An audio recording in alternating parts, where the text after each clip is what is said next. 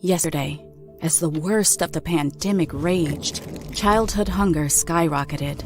Even now, 1 in 6 kids may be living with hunger. Today, we start rebuilding, and tomorrow, we'll give them everything they need to grow up happy and strong. For their tomorrow, we're reimagining a world where every kid has the food they need to thrive. Visit nokidhungry.org/rebuild to find out what you can do for kids in your community.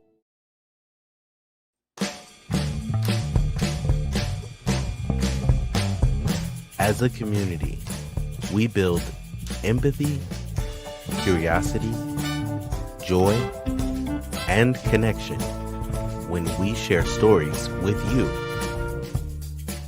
Welcome to Storytellers Project, part of the USA Today network. Hi, I'm Scott Fisher of the York Daily Record, where I work as Central Pennsylvania Regional News Director. We so appreciate you sharing your evening with us tonight. We are joined by Humana, No Kid Hungry, and 5 Americans from across the region to create community. Since 2016, the Storytellers Project has brought more than 100 shows each year to communities across the country. We've canceled our in-person season in response to the ongoing pandemic, so we've handpicked incredible storytellers and inspiring people to bring you a show about the meaning of home that will be charming, funny, relatable, and touching. Let's say hi to our storytellers. Delma Rivera Lytle of Seven Valleys, Pennsylvania. Kaja Manuel of Trenton, New Jersey. Kim Bixler of New York City. Andrew Shelfo of East Hampton, Massachusetts. And Natalie Scott of Newark, Delaware. And we will have a Q&A with Pamela Taylor, Chief Communications and Marketing Officer for No Kid Hungry, so we can learn a little more about how we can all help. Tonight's show benefits No Kid Hungry, and you can donate right now by going to nokidhungry.org/USA Today. Here's why. 1 in 6 kids in America today could face hunger because of the coronavirus. In the wake of the pandemic, millions of children are still living with hunger. Rebuilding starts with feeding every child in every community. With generous support from Humana, No Kid Hungry is helping schools and communities get the food, support, and equipment they need to feed children. Humana is proud to support No Kid Hungry to connect kids to healthy meals. And they're making your donation go even further by matching all donations through this page up to $25,000. Child hunger is a very real problem in America, but there are real workable solutions, and No Kid Hungry and their partners are experts at making them work. This crisis has shown that unemployment and hunger can touch any family, anywhere, anytime. It's on all of us to ensure kids get the food they need, regardless of circumstance. No Kid Hungry is singularly focused on not just fighting childhood hunger, but ending it for good. Through emergency grants, hands-on guidance, and rallying the right people, they're helping put meals on the table for hungry children. Again, you can be part of the solution at nokidhungry.org/USA Today. So tonight is not a TED Talk. It's not Toastmasters. It is not a how-to talk or an inspirational speech or an educational lecture or a slideshow. We will not sell you anything except maybe a subscription. And well, of course, we're asking for donations to No Kid Hungry. But this is storytelling, and storytelling is based on visiting. You open your heart and your mind, and you pay attention to a person you care about and want to feel closer to. So we invite you to do that tonight. Now, some of these storytellers will be polished and professional. Some will be casual and conversational. And we ask you to receive all of them because that's how community change happens. Now, one particular story tonight deals with the loss of a child. We know this can be a hard topic for many people, so we wanted to let you know before the show. And for anyone who is experiencing grief, there is help. Visit the Compassionate Friends website at compassionatefriends.org to find a chapter near you. We believe creating empathy and understanding is vital, and especially in times of uncertainty. And I am so honored to welcome up our first teller. Delma Rivera Lytle will share how her family came from Puerto Rico and found a welcoming home in York, Pennsylvania. When my parents made the decision in 1961 to move to York, Pennsylvania, that was a decision that completely changed my life. I was 3 years old at the time, and my father became the first Latino physician in York, Pennsylvania, and I became one of the first Spanish-speaking students in my elementary school. So that gave me a lot of challenges and also provided a lot of opportunities for me. I loved our home. My dad's office was on the first floor, and we lived on the 2 floors above that. And I became my dad's little sidekick. I'd always come down the steps, and I got an opportunity to practice my English with many of the patients that I would examine them as my dad was treating them. And often they would ask specifically for me if I wasn't there, and my dad would call up to my mom on the 2nd or 3rd floor for me to come down. And it just gave me an opportunity to become very proud of the work that my dad was doing and getting to know the community. And I was his sidekick, and I would even do house calls and sometimes visit the hospital with him as well, and just became very proud of the work that he was doing. So then as I entered school, I entered Madison Elementary School in 1st grade, and I had a teacher that was just exceptionally kind to me. Her name was Natalie Butler. And she initially was very upset because the principal had pulled me from the regular class and put me in with students that had learning and behavioral issues. And she saw that I was a student that was putting in a lot of effort and that I was a good student. She took me under her wing, and she spent extra time with my pronunciation and with my spelling, and just made me feel very special. And I ended up winning many spelling bees thanks to her efforts in helping me and taking me aside and just making me feel like a special student. And she still is alive today. She's in her 90s, and she belongs to my church. And when I see her, I just think of what a welcoming community York was. And she's also had a chance to meet my daughter, Maria. Well, as my parents really started to create a meaningful life here in York, they saw that there was a need for many services for the Latino community in areas such as education, transportation, employment, and even in translation services. Once the patients had seen my dad and would go to York Hospital, or they would go to nursing homes. And so they met with people within the Latino community and founded the Spanish American Center in York. And this was really a work of love. And this was not something that we just saw my parents doing. This became heart and soul of our family. And as a teenager, I spent many late nights painting and cleaning. And my brother even ended up doing his Eagle Scout project in the community room of the Spanish American Center. So this was something that really became so critical in our lives, and just working in the community. And I found out later in life that my father even put up his office as collateral so that there would be the money to purchase the building for the Spanish Center. And it was always extremely important for my parents to continue to celebrate our culture.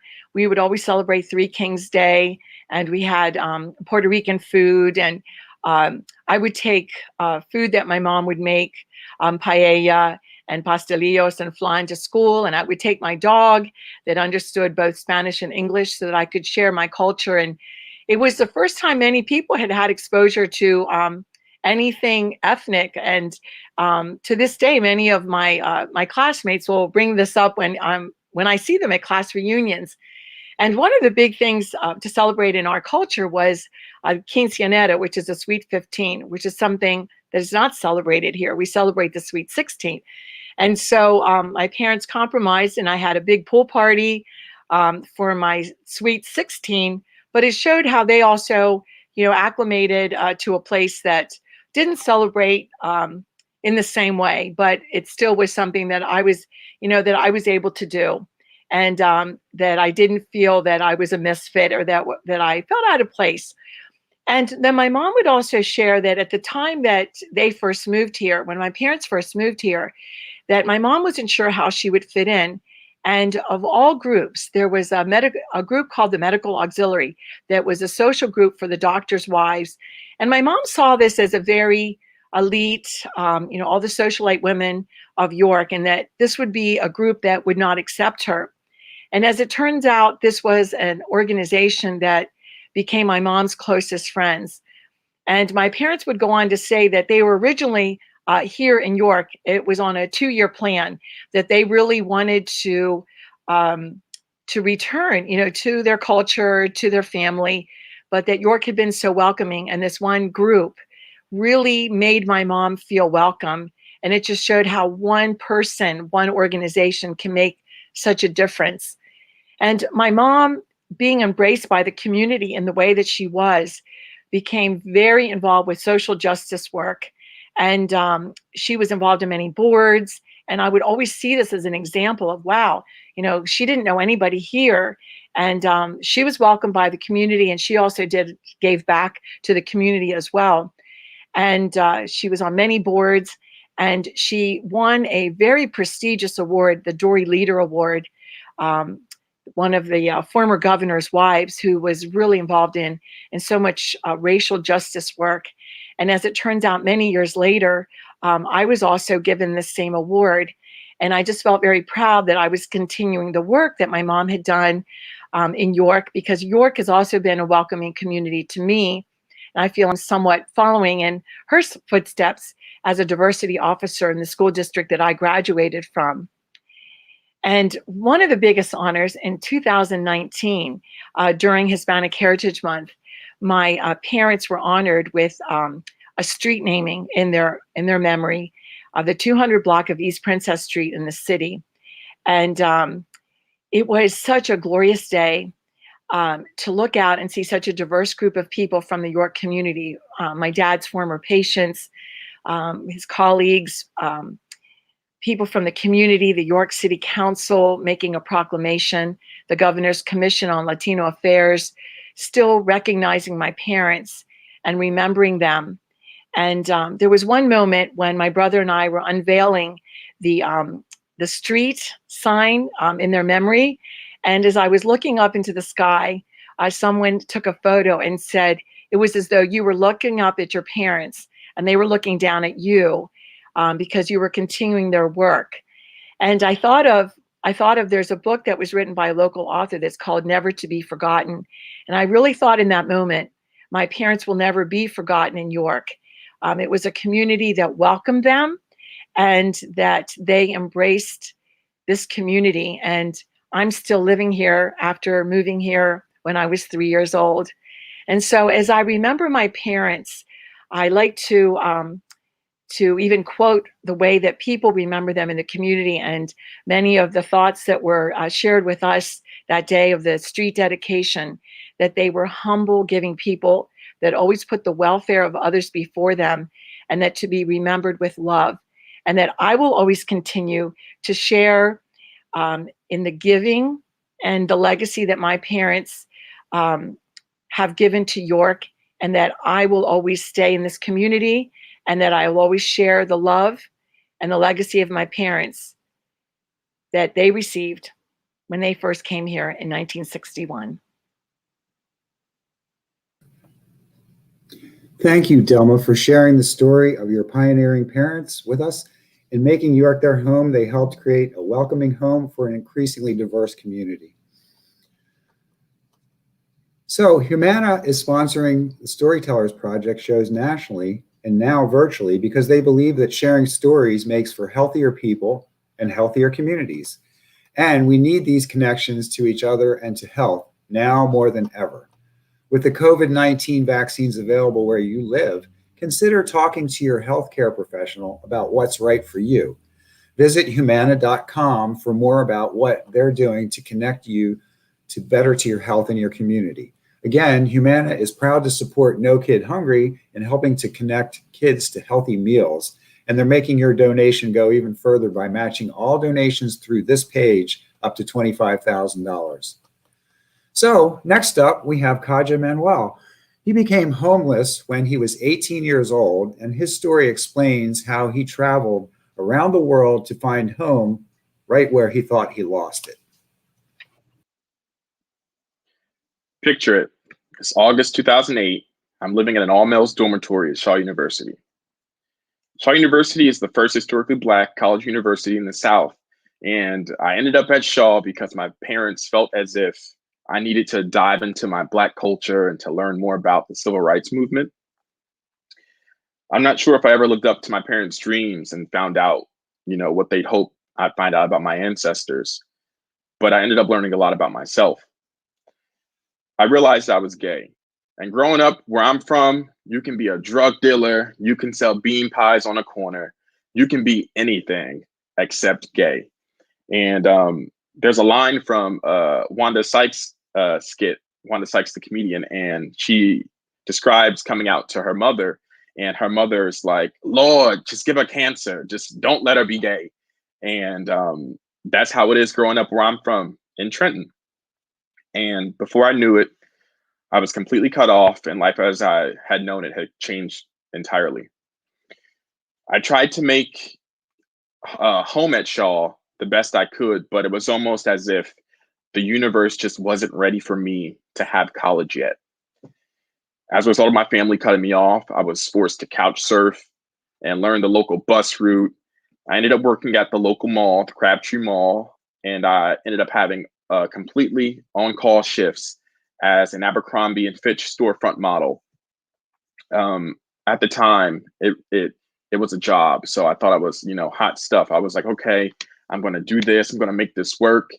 At this time, communication with my family had completely cut off, and I had this sort of reassurance within about it, and it was like I just knew everything would be okay, or at least I thought I knew everything would be okay. Unfortunately, I couldn't keep up with the tuition. And after staying with my friend Tanya on her couch for a few months, my Uncle Philip ended up purchasing me a flight ticket home. And, I was a little reluctant to go back home. And once I flew from North Carolina back to New Jersey, nothing felt like home. I went from couch surfing in Raleigh, North Carolina, to couch surfing back in Jersey. I had stayed with an aunt here, a friend here. I also stayed with my grandmother on and off.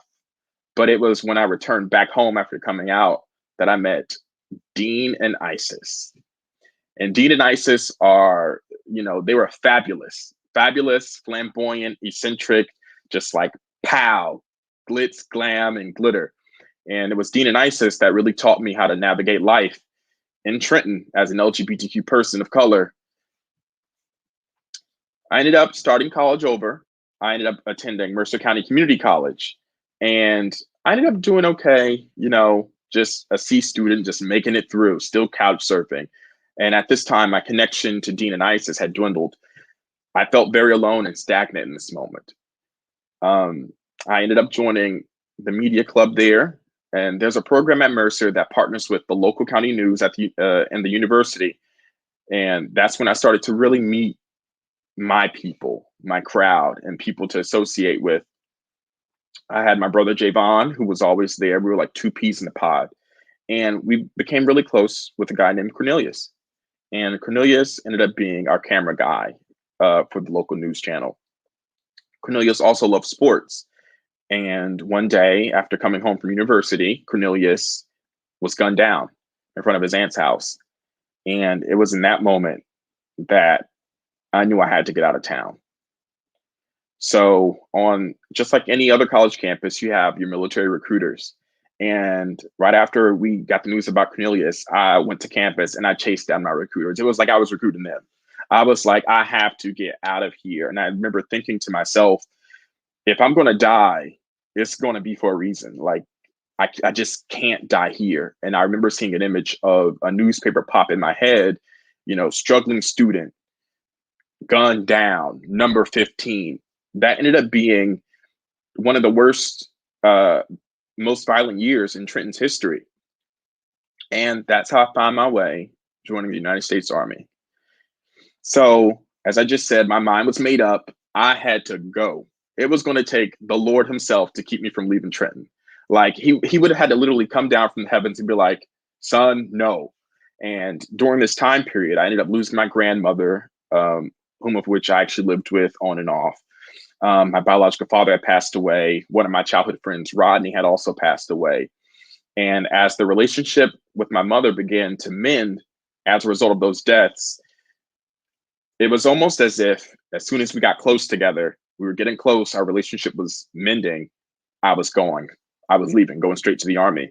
And it wasn't until I actually shipped off that my mother thought that I was actually going to leave.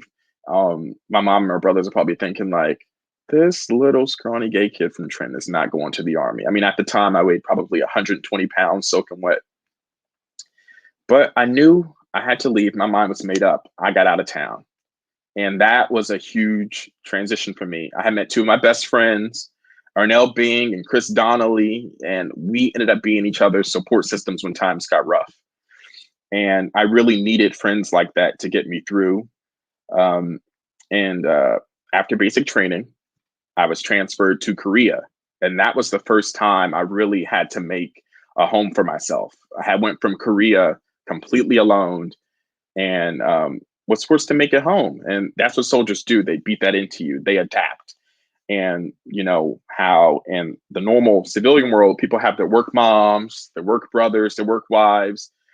Well, the Army's like that, but times 1,000. We eat together, we work together, we live together, we work out together. And in some instances, depending on your unit, you shower together. So you're always together. In some ways, I like to compare it to a college campus, but for adults. A few duty stations later, I'm in Italy, and you know, it's the same thing. Find my battle rhythm, as they call it, and find my groove. Find out who my people are, who are those people that love me and affirm me and make me feel good. And you know, the Army took me all over the world, and I learned how to make each place a home. And you know, now here I am. I'm ready for what life has next.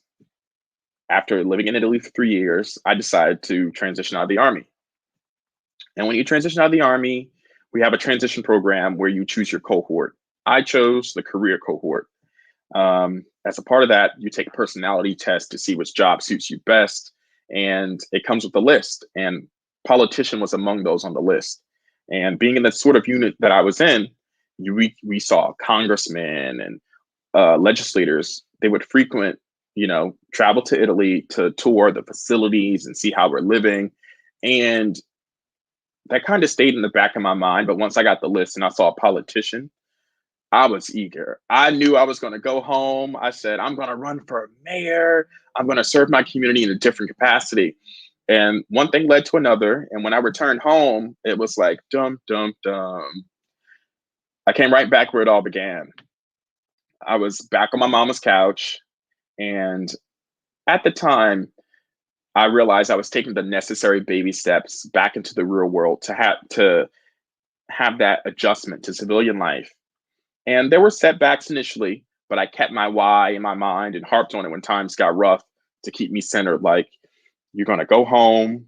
I had a plan. I wrote everything down in my notebook, you know, get a job here, let this job set you up for the job you want. And everything started to work out. And after service, I returned back home where it all began. You know, I'm a new, but yet same Kaja. I have the same love for my community, and I'm in a different position now. I now have the ability to serve my community and share my experiences and wisdom with them and show them that they matter. And if I can overcome homelessness and all the other obstacles, so can they. Thank you. Thank you, Kaja. We so appreciate you opening up to us with your story about coming home and finding acceptance. I know so many people can relate to your story. During this crisis, millions of Americans are struggling to afford food for their children. No Kid Hungry is here to help. We're working with organizations nationwide to feed children during and beyond this crisis. If you need help, simply visit nokidhungry.org/help to find free meals for your kids. No questions asked, no registration needed. It's just healthy food for kids who need it. Go to nokidhungry.org/help today. This show is benefiting No Kid Hungry, a national nonprofit dedicated to connecting children with food. We have plenty of food in the United States and nutrition programs that work. The problem is not enough children have access to them. So No Kid Hungry gives schools and community groups the funds and guidance needed to launch and grow programs that feed more kids. That includes school breakfasts, summer meals served at schools and community centers, after-school meals, and emergency feeding programs during times of crisis. They do research and they advocate for solutions that work. When you donate to No Kid Hungry, you can help break down whatever barriers stand between a hungry child and a healthy meal. Consider donating now at nokidhungry.org/USA today. Our next storyteller is Kim Bixler, who has a story about growing up in a house designed by a very famous architect. So when I was 8 years old, we moved into my parents' dream home. Now, that's if your dream entails a leaky roof, having strangers knock on your door all the time, begging for a peek inside, having people look inside of your windows, and be constantly hounded to make your bed and cleaning your room. So as a kid, I desperately wanted a house with a pool, but instead of new swimming pool, I got Frank Lloyd Wright. One of the most famous American architects designed one house in Rochester, New York, and my parents bought it. In the spring of 1977, we pulled down East Boulevard in our yellow Pinto, this double-wide, impressive street with all these amazing houses, and then up to our house, which looked nothing like any of the other houses. This house was full of windows with little bars all over them and little colored pieces of glass. The roof was like these two ancient peasant hats. The front door was off to the side, and when you walked in, you were faced like you went right into a wall, and it was short and dark and really, really tight. So my little brother Kurt and I were escorted to our fish pond in the house, which was this circular lava rock little pond that was built into the veranda floor. This is definitely not the pool that I was hoping for, but we placed our goldfish in the pond. My mom had us put them in, she had put them in little air-filled baggies. So while they bobbed along and acclimated to the water, Kurt and I explored the house. The first thing we found was this old phone and an intercom, and it had the name Boynton on the first label. My mom said, that belongs to Edward Boynton, who hired Frank Lloyd Wright in 1906, more than 70 years ago, to design this house. See how it's amazing. It looks so modern. Well, I thought it looked a little creepy. Of course, we were standing in the basement by this time, which smelled like wet towels. And my parents, because they wanted us to see the pool table that the previous owners had left for us. Another wrong kind of pool. But Kurt and I ran upstairs and we stepped into our dining room and stopped. The room was enormous. And it had these two huge wooden tables that matched each other. My mom told us that they were designed by Frank Lloyd Wright. And on the corners of one of the tables, all four corners, were these little glass boxes that had these colored glass and these little pieces of black that matched the windows. So it wasn't bars that were on the windows, but it was pieces of metal that were interspersed with colored and clear glass. The Frank Lloyd Wright house was nothing like anything I had ever seen before. I soon learned that a lot of people wanted to see our house as well. People would peek in our windows, and Kurt and I would occasionally jump scare them from inside the house. And at least once a week, someone would be sitting on our sidewalk with an easel drawing a picture of our house. Now, Before we moved in, the previous owners had a full schedule of fee-based tours. And in the 2 years they lived there, over 2,000 people clogged this quiet street and toured our house, which annoyed, alienated, and generally pissed off the neighbors. So my mom decided to limit the tours to architecture students, professors, community groups, and charitable organizations, and make friends with all the neighbors. So first thing she did is she invited all the neighbors over for lunch and to welcome them. And she told them they could have a private tour of the house for their family or their friends anytime they liked. And she also introduced them to her new tour guide, 8-year-old me. I didn't volunteer to give tours. I was voluntold. But during my first tour, I stood on my fireplace with a stack of 3x5 note cards in my hand. These are the actual note cards that my mom typed up. And I began my tour. Oh, I live in a house designed by architect Frank Lloyd Wright, built in 1908 for widower Edward E. Boynton and his 19-year-old daughter Beulah. Edward Boynton was the partner in the Ham Lantern Company, and then I would hold up one of the lanterns. Soon I got very good with the tours. I explained to architecture students that this was a prairie-style house designed to fit, not fight the landscape. I was in 3rd grade, and these architecture students and historic preservationists were taking notes from what I said. Me, a kid.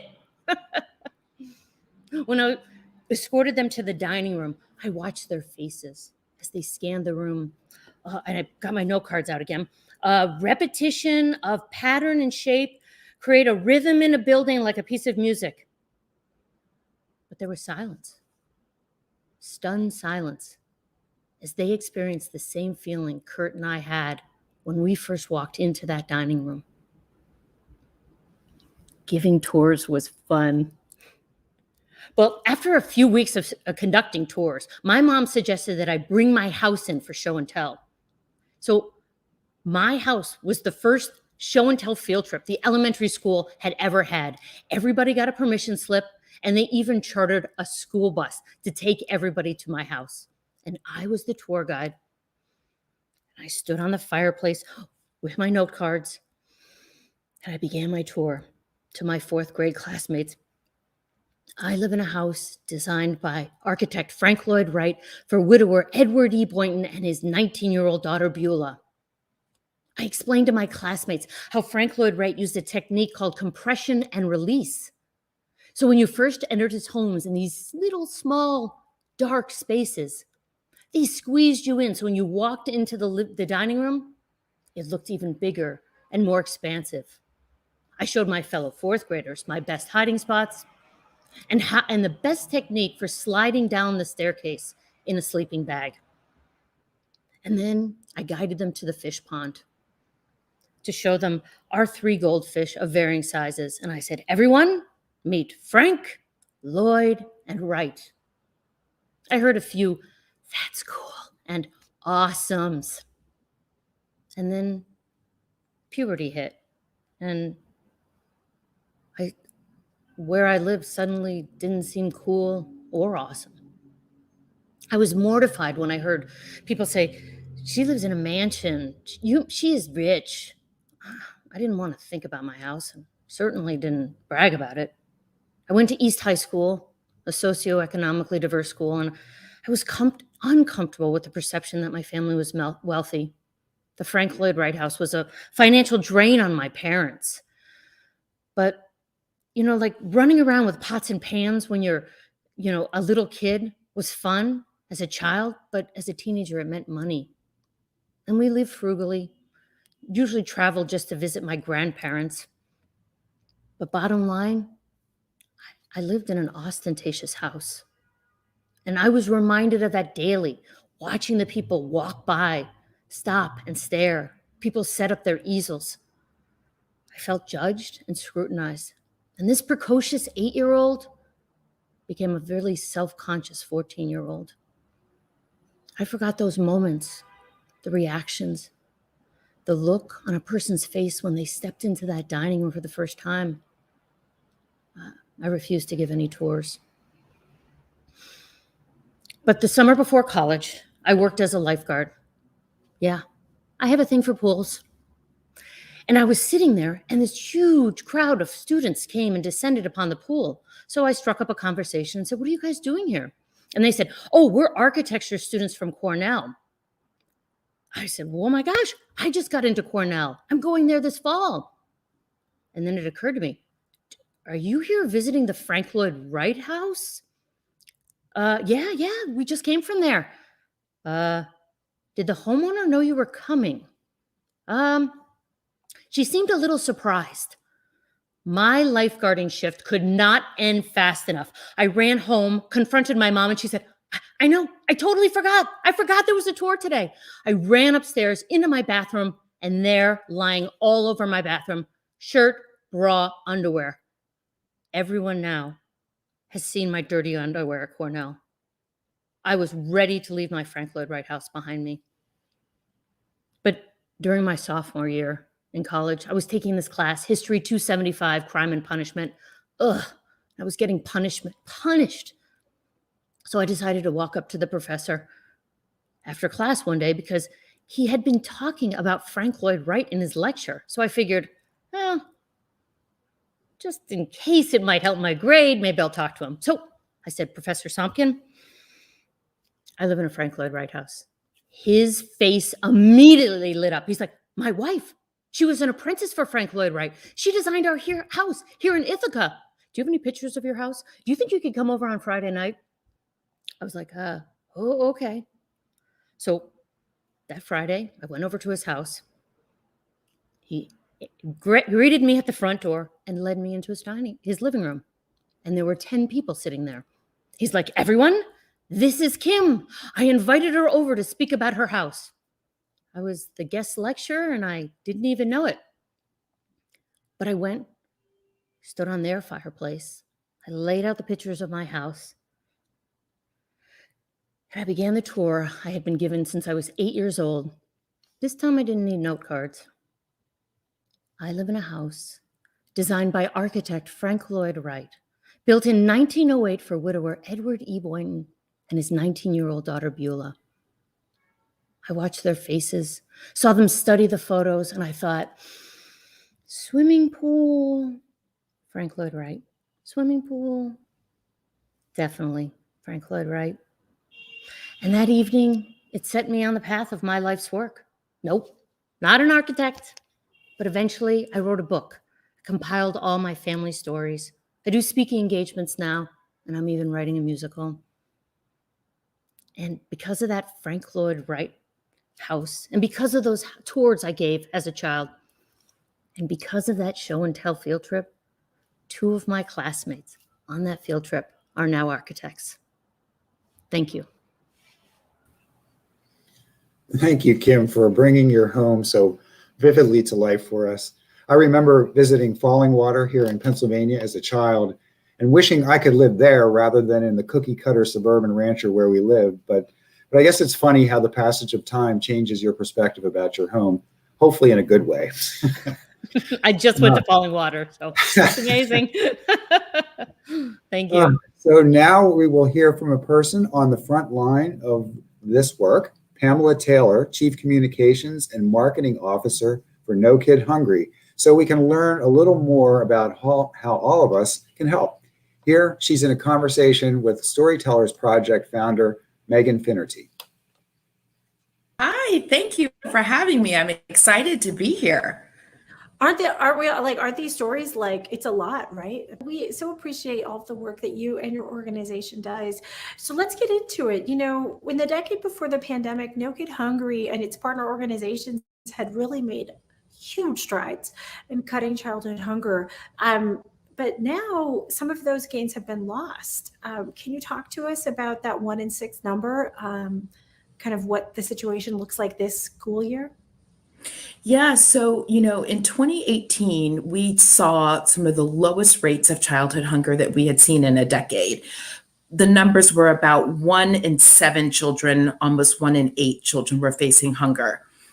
During the pandemic, right around March of last year, when everything started to shut down, school doors were closing and schools were trying to do just what Peggy described, we saw that number go as close to 1 in 4. And we've seen some improvements because of a lot of things that have happened. So the number is this year around 1 in 6 children may be living with hunger. It's not where we want it to be, but we're definitely starting to trend back in the right direction. That's great. That's really what we're here is, right? Like we said before, that there is a solution to these things. I wanted to talk about, you guys really worked hard last year to adjust some of the policies at the federal and state and local levels. Can you talk a little bit more about that flexibility in distributing food and some of the things that you found worked and what you're trying to make durable? Exactly.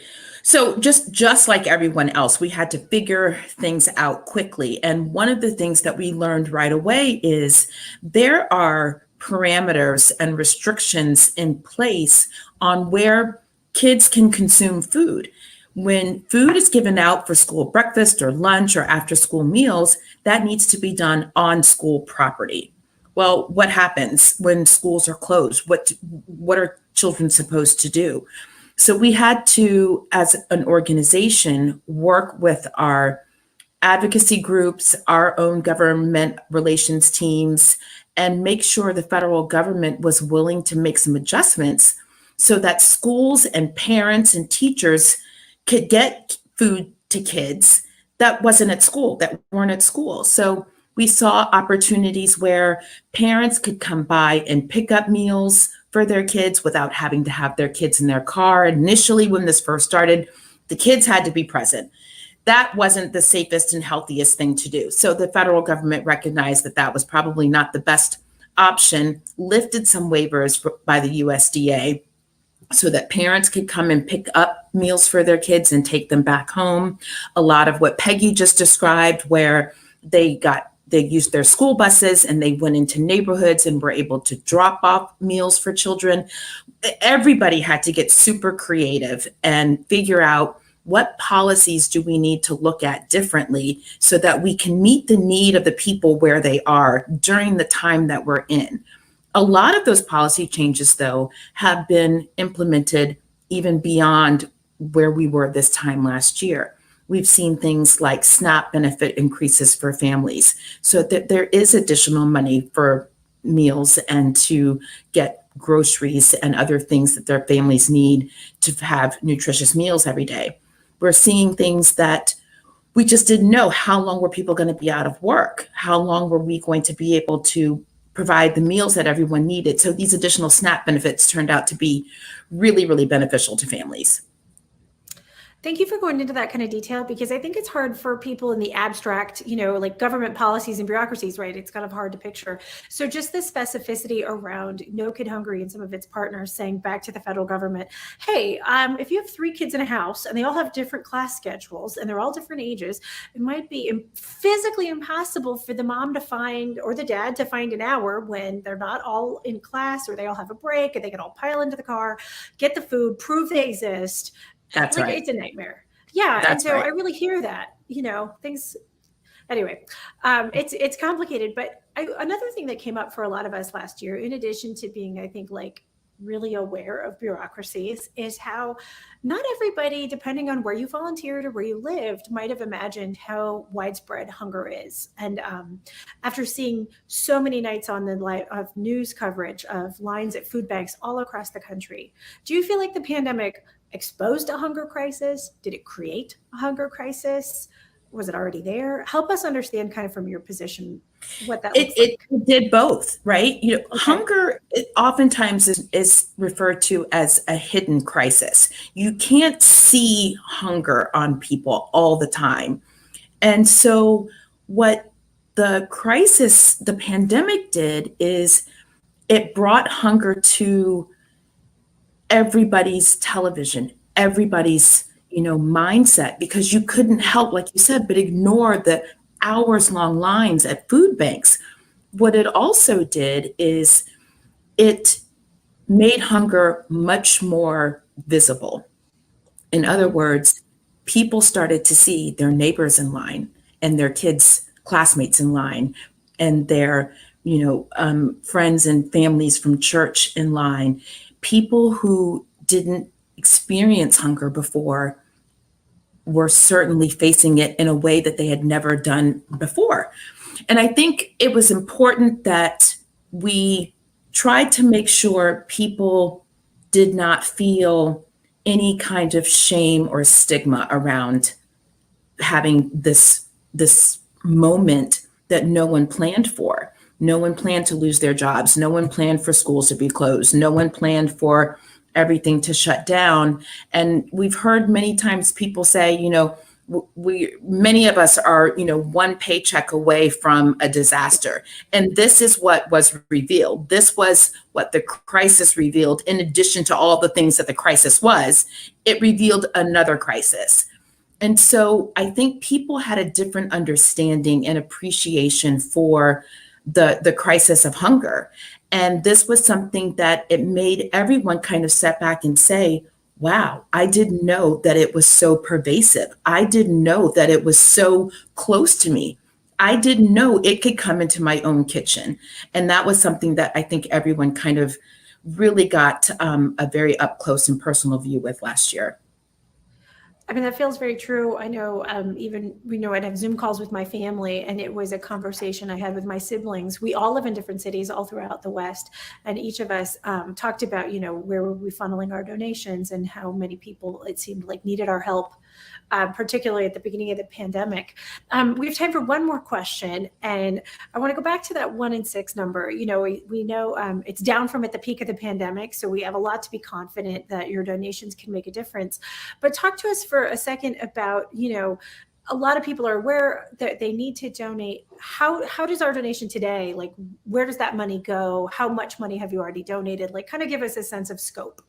Sure. So the first thing I want to say is the generosity and just sheer humanity of America showed up last year when people saw, neighbors and television screens full of food bank lines. Donations poured into No Kid Hungry, and we are so eternally grateful for everyone that showed up for us. Our corporate partners showed up for us. Partners that we had never worked with before wanted to know, what can we do to help? And things that people didn't even think about because, like I said, no one had faced this before. How do we do this? What do we need? How do we transport a cafeteria full of food to neighborhoods all over our school district? So the money went towards refrigerators and portable coolers and portable heaters, and some areas where people couldn't get to school to get the food, they needed transportation. And so school districts bought vans and shuttles so that they could load them up with bags of food so that they could go into neighborhoods just like Peggy described. There were so many things. We needed PPE, of course. We needed to make sure everyone that was going out to distribute food or hand out food, they were safe and healthy. We had inclement weather, all over the country. Depending on where you live, it could have been really hot or super cold. And we wanted to provide funding so that they could protect themselves from the elements. This was going on every single day for about 16 to 18 months. And here we are. What we are so grateful for is since March of 2020, the numbers just came out yesterday. No Kid Hungry has been able to donate $98 million in grants to schools and school districts and community-based organizations all across the country, to about 2,300 different schools and school districts. That is because people have been so very generous to us. And just like you said, if you could today or sometime in the near future, go to nokidhungry.org/USA Today, we would be so, so grateful. We've not seen a decline in our donations. People understand the crisis. They understand the need. And they also understand how important it is to make sure we have no kid going hungry. Oh man, Pam, thank you so much for your time today, bringing us these messages, walking us through these talking points. And thank you for doing your job every day. We appreciate it. Thank you for having me. Thank you, Pamela and Megan, for those insights and that conversation. Now, please welcome Natalie Scott, who shares a story about how an earworm of a song from 2011 helped her and her husband get through a personal tragedy. My friend Danielle asked to go out dancing one night, so we headed out to Kelly's Logan House in Wilmington, Delaware. While we were there was this group of people next to us taking all these pictures. So Danielle offered to take a group shot. That was the icebreaker. One of the guys, Nick, and I started dancing. We danced the rest of the night until we were the last three on the dance floor, where he insisted we stay to dance to Journey's Don't Stop Believing. 1 year later, we were still dancing to that same song at our wedding. Years later, on my 27th birthday, I woke up and knew I was ready to have a baby. I was in no hurry, but I knew when it happened, I would be ready. And it did. 2 pink lines. Those 3 words on their own have no significance, but put them together and they can be life-changing. And for us, it was only the beginning. My pregnancy was normal, my labor and delivery not as much, but at the end, we brought home a beautiful baby girl named Eleonora. She came home on Father's Day and we thought, this is it. This is the rest of our lives. Until the most unimaginable thing happened.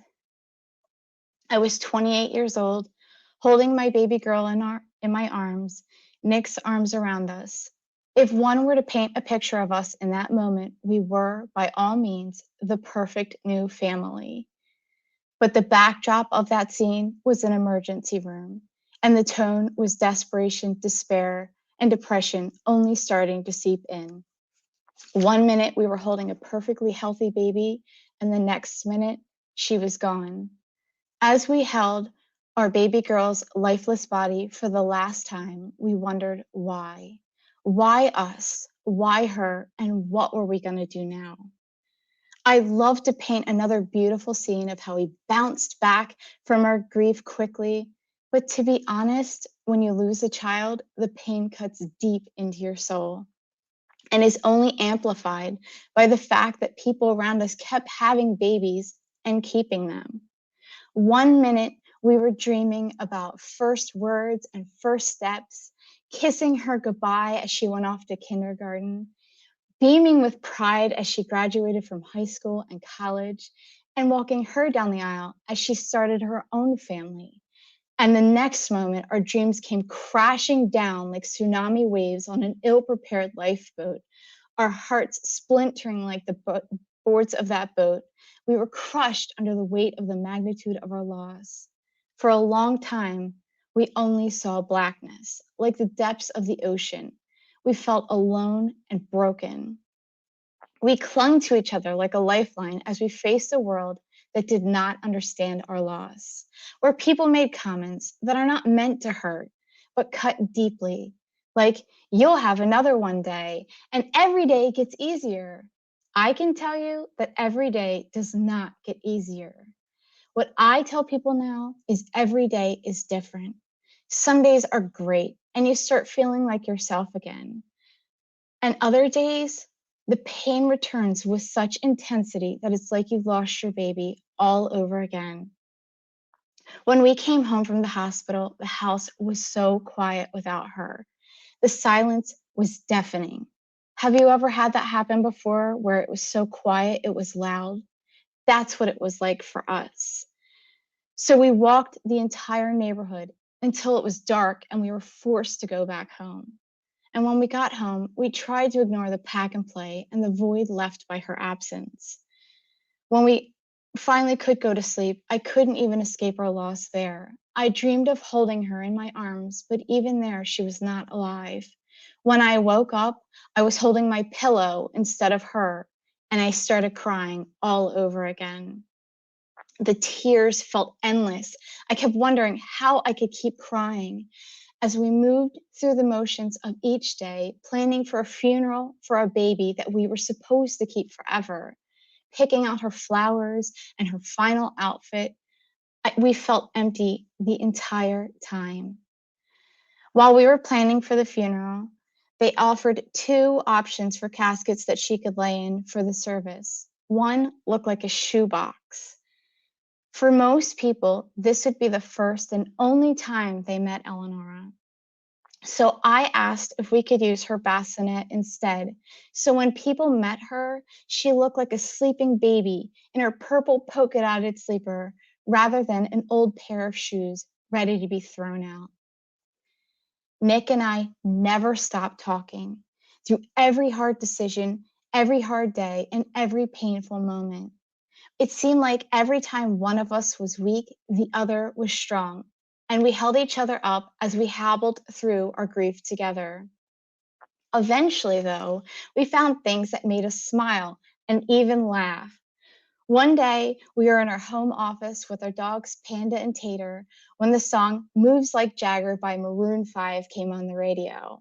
I could still picture it to this day. It was a small room that once housed my wedding dress on display and would one day be my older son's bedroom. I remember hearing that song and feeling a small spark in my soul. We both picked up a dog and started dancing and singing. I've got the moves like Panda. I've got the moves like Tater. I've got the moves like Jagger. The dogs were not thrilled about dancing around, but I think even they could feel the small but significant shift. For the first time in months, Nick and I laughed. We laughed so hard we cried, the laughter filling the broken places in our hearts and pulling us from our reality. For a moment, we could breathe. We heard that song a lot that season, and every time it brought laughter to our home and hearts. It was silly and simple, but when I look back, that's the moment I knew we would be okay. It would take years to find healing and know the deep peace we now know. But our story is proof that laughter will return, even if it begins with something silly, like a song that I'm pretty sure Maroon 5 never meant to be funny. Every time I hear that song, still to this day, I smile and remember that first time, that first light in the darkness. It takes incredible strength to heal from a loss like this. It's a strength that none of us think we have until we're forced to face it. We wish with every part of us that Eleonora was still here in our arms, but we found the meaning in her short life and the messiness of the emotions that followed. One day, years after Eleonora died, I sat at my computer and started to type. I wrote her story, our story. I filled my keyboard, cheeks, and hands with tears, but I kept writing. With every key tap, my burden was lifted and healing found its way into my heart. The words found on the pages of our story, released to the world just after Eleonora's 8th birthday, were the greatest gift of healing to me and to everyone who's read them. My book, The Sun Will Rise, helps the reader know that they're not alone in their loss and offers hope that one day they'll see the light again, just like we did. I released a part of my soul that I held so tightly to my chest and was finally able to take a full breath. We found the meaning of her life, so short in days, but so vast in purpose. She's bringing healing to people all over the world, and I encourage others to share their story as well. Just after Eleonora died, my cousin invited us to a share walk event for families who've lost children. I cried through the entire ceremony that year, but it was so healing. We've continued to participate each year. Remember Danielle from the beginning of the story, the one who wanted to go out dancing? She added our name to her March of Dimes team. We continue to walk and fundraise for this worthy cause. These two events are staples in our family each year to keep Eleonora's memory alive. I mentioned that Nick and I never stopped talking, but what I should mention is that we never stopped talking about Eleonora. We never shy away from mentioning her name, and we're telling people that we have a daughter. She is and forever will be a part of our family. With my doctor's blessing, we decided to have another baby. Though we were terrified, we stepped out on faith and got pregnant again. We welcomed Pierce a year later and Everett 2 years after that. When I held my sons for the first time, I did not know how long I would have with them. We really never know how long we have with someone. I held them tightly physically and in my heart. We learned from our loss that life can change in one breath. So why not take a full breath and live? Now those babies are 9 and 7. They continue to write the pages of our story. They will continue to tell the story of their sister, and because of that, she will stay alive in them forever. Oh, and by the way, the dogs still cringe a little bit every time Moves Like Jagger starts to play. Thank you. Thank you, Natalie, for opening your heart to us with your story about Eleonora. And on a lighter note, thanks for getting that Jagger song stuck in our collective heads for the rest of the evening. You sing that song really well, by the way. And finally tonight, we have Andrew Shelfo. His childhood home felt like a magical place, and his story reflects on that time and how one friend made it a special place. Even though I've been out of school for quite a few years, when summer ends and the schools open, I feel excited. And this year, I'm even more excited because I'm starting my new job. And it's a job at a college. And my office is on the first floor of Seton Hall University's Walsh Library. And I love libraries and I love learning. And on this day, I'm going to learn something about second chances and home because I'm going to see one of my best friends from childhood die on television. I grew up on West End Road in South Orange, New Jersey. Now, technically, I lived on Ridgewood Road, but West End Road, one backyard away, that's where I spent most of my time. That was my home. I hope that everybody here had a wonderful childhood, but I'm here to tell you that no matter what, mine was better. Our neighborhood was teeming with kids. Now, this was back in the not so distant past when our parents would shoo us out of the house and not expect us home until dinner time. Our parents were all around us, but they weren't on top of us, so it felt like we had freedom. Now, for the most part, we channeled our energy into productive things, positive things like sports. We played all kinds of sports: baseball, basketball, wiffle ball, touch football, and countless other games that we made up and the rules have been long forgotten. Every year we would take some spray paint and we would spray paint on the street white lines to make ourselves a 100-yard football field. And then separate down the street, we would make a baseball diamond. About the rowdiest we ever got was when we would go down to Mystic Myron's magic shop to buy some smoke bombs. "Don't set them off in the street," Myron would say as he swept our quarters into the cash register. I was the jock of the neighborhood. I could run faster than everybody else, and I could throw better than all the other kids. My friend Dom was a year younger. He was pigeon-toed. He was comedically and deathly afraid of bees, and he had Coke bottle glasses. His strength in the neighborhood was in bringing everyone together and being the life of the party. Being with Dom was always a chance at a smile. He was kind and he was funny. And whenever I was with him, I would try to take on this worldly air because I wanted to be someone that he looked up to. So this would manifest in a couple of ways. Like one way is that when he was younger, he would have these kind of fits. He would get so frustrated that he would just start throwing punches at bushes and whoever was in his way. I'm sure today it's something he'd be medicated for. But back then, my solution was to tackle him and sit on his chest and say bad words until he laughed. So I'd tackle him, I'd sit on his chest, and I'd say things like crap and boobies and shit.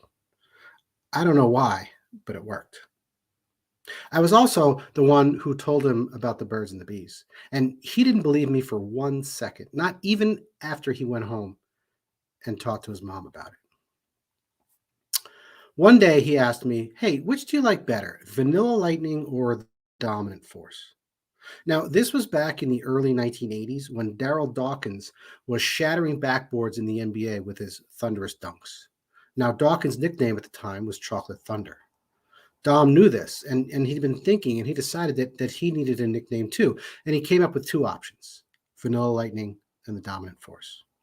Now, Darryl Dawkins claimed to be from the planet Lovetron, where he would spend the off-season practicing interplanetary funkmanship with his girlfriend, Juicy Lucy. He also played in the NBA. Dom lived in a quiet suburb of New York City, would never, ever grow up to dunk a basketball, and was once spotted online at the bank at 10 years old by himself, not to make a deposit or a withdrawal, but to get the interest updated on his passbook. So the idea that he would have this self-aggrandizing and racially provocative nickname like Vanilla Lightning, it was preposterous. So being the good friend and confidant that I was, I suggested that he go with the dominant force. Honestly, I figured he'd forget about it in a week. Well, wouldn't you know it, the name stuck. And my friend Chris, for the rest of his life, was known as the Dom. Even though Dom was the most conservative kid in our neighborhood, in many ways, he was also one who was willing to take a lot of risks. And one of the biggest risks he took was during one of our weekly poker games. We would get together every Friday night and we'd play poker, and we'd start off with like nickel and dime ante, and we just have a good time. Well, one night we ended up playing one of those match the pot games where if you lose, you have to match what's in the pot. And somehow we got to a pot that was worth $96. Now, to give you some perspective on that, I was 2 years away from getting my first job, and that job would pay me only $10 a week. I was in 7th grade, and Don was in 6th grade. So $96 in the pot, most of it in the form of IOUs from Dom, and we're all nervous because we don't want to go in and lose. So they deal the cards, we all look at them, go out, we're relieved. Dom immediately proclaims that he's in, and he immediately loses. He had to take a paper route in 6th grade to pay off his gambling debts. Now, you might ask, well, why didn't he just use that bank account of his? Well, he didn't because he knew even back then that you never touch principal. We learned a lot on West End Road. We learned how to gamble. We learned how to drink the beer we stole from our parents and our older siblings. We learned how to endure crushes from girls in the next block. We learned how to survive the annual chestnut wars we had with the kids from Winthrop Terrace. And we learned how to go confidently into the world. And as we got older, we spent a little less time on West End Road. Some of us moved away. Some of us went to college. And after a few years, we just stopped hanging out in what was once our home. And eventually, those spray-painted lines, they faded away. Dom went to Dartmouth, where he majored in government. And after he graduated, he got a job as a bond trader. And then he married a girl that he met on West End Road, and he had 2 kids. And he was working at the World Trade Center on September 11th, 2001, when it was attacked by terrorists. And I and the rest of the world saw the towers collapse with him in it.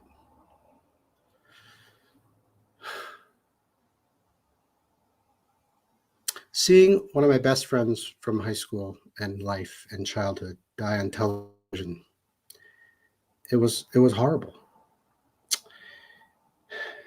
At first, we tried to keep up hope because he was officially missing, but everybody was missing. And then we realized, well, something is really wrong because he would have done anything if he'd been able to, if he'd been alive, to reach out to his family. We put up posters in Lower Manhattan. We tried to keep up the hope, but we knew he was gone. And it was a gut punch because, well, it was sad on its own, but then my grief was kind of magnified because there were 3,000 other people who died as well. So my grief felt magnified, and it also felt insignificant at the same time.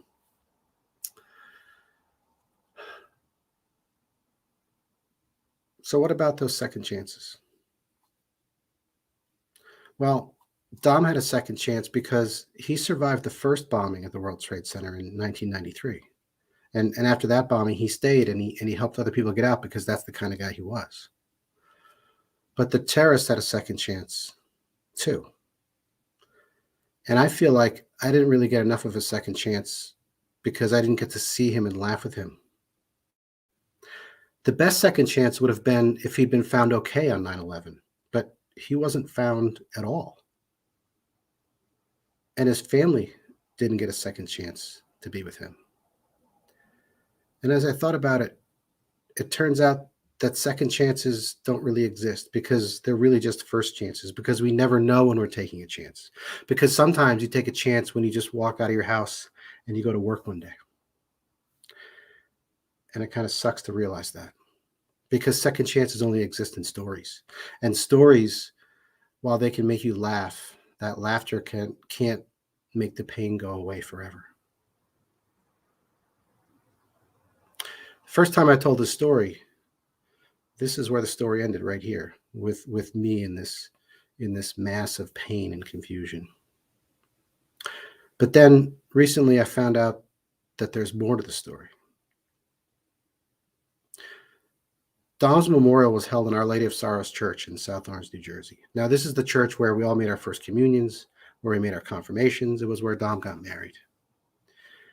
I had never seen it as crowded as it was the day of Dom's memorial. More than 1,500 people showed up. I knew all that, of course.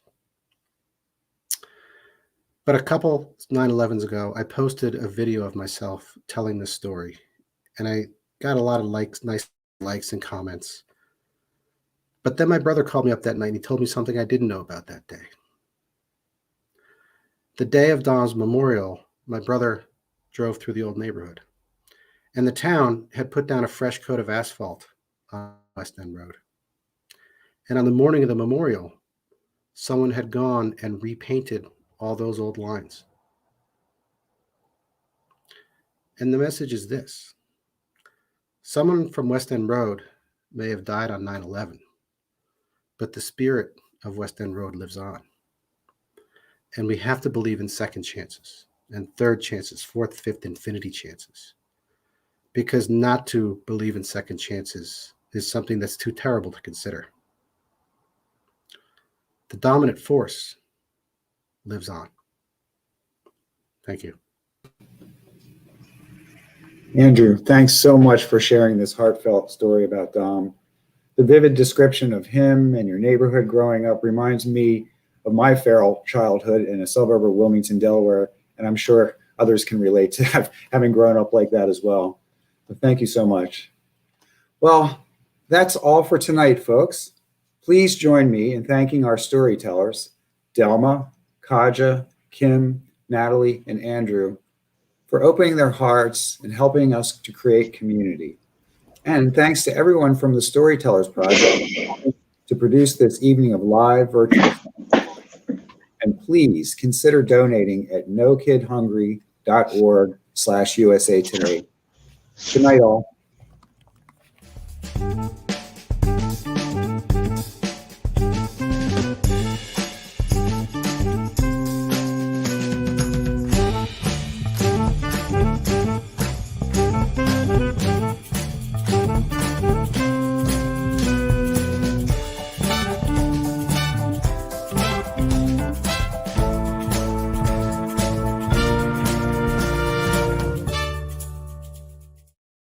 Get an,